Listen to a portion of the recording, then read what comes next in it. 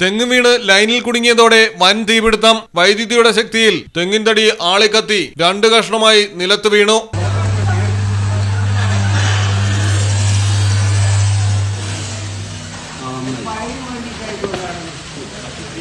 കോഴിക്കോട് മരുതോങ്കരയിലാണ് അപകടം നടന്നത്.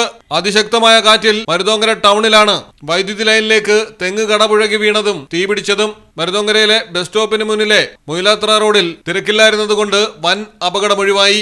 വൈദ്യുതി ലൈനിൽ അല്പനേരം കുടുങ്ങിക്കിടന്ന് കത്തി 2ആയി വീണ ശേഷം വൈദ്യുതി ലൈനും പൊട്ടി വീഴുകയായിരുന്നു.